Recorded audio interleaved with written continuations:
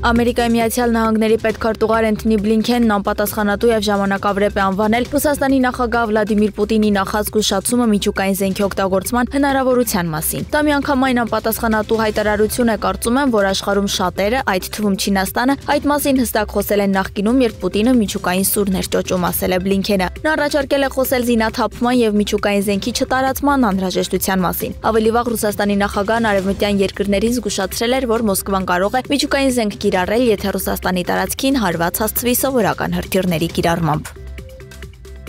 Ուկրաինայի նախագահ Վոլոդիմիր Զելենսկին սեպտեմբերի 26-ին Վաշինգտոնում հանդիպել է ԱՄՆ նախագահ Ջո Բայդենի, փոխնախագահ Քամալա Հարիսի եւ ամերիկացի սենատորների հետ։ Զելենսկին Բայդենին է ներկայացրել իր հաղթանակի ծրագիրը եւ երկու ղեկավարները քննարկել են նախագահ Զելենսկիի ծրագրի դիվանագիտական, տնտեսական եւ ռազմական ասպեկտները։ ԱՄՆ նախագահի թեկնածու Քամալա Հարիսը վտանգավոր եւ անընդունելի անվանել հանուն Մոսկվայի հետ խաղաղության Ուկրաինայի տարածքները զիջել են։ Ուկրաինայի նախագահ Վոլոդիմիր Զելենսկիի հետ հանդիպմանը Հարիսը քողարկված քննադատությամբ արձագանքել է նախագահի թեկնածու Դոնալդ Թրամփի պատերազմն ավարտելու կոչերին։ Իմ երկրում կան մարդիկ, որոնք դրա փոխարեն կստիպեն Ուկրաինային հանձնել իր ինքնիշխան տարածքի զգալի մասը եւ հրաժարվել այլ երկրների հետ հարաբերություններից։ Այդ առաջարկները համընկնում են Պուտինի առաջարկներին։ Եկեք հասկանանք, որ դրանք ոչ թե խաղաղության, այլ կապիտուլյացիայի առաջարկներ են, ասել է Հարիսը։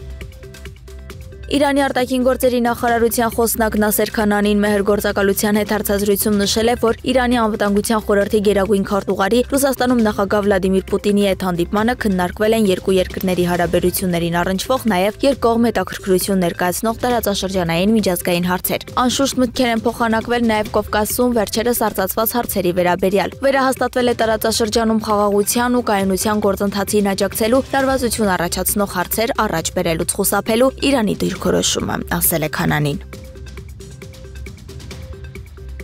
Իսրայելի պաշտպանության նախարար Յոավ Գալանտը հայտնել է, որ հաստատել է լիբանանյան Հեզբոլլա շարժման դեմ գործողությունների հաջորդ շարքը։ Ես հավանություն եմ տվել գործողությունների հաջորդ շարքին, որոնք իրականացնի Իսրայելի պաշտպանության բանակը հյուսիսային ռազմավեբում Հեզբոլլայի դեմ, ասել է Գալանտը։ Նա հավելել է, որ Իսրայելի բանակի առաջ դրված խնդիրները հստակ են, մենք վճռական ենք ապահովելու Իսրայելի հյուսիսի բնակիչների անվտանգ վերադարձն իրենց տներ։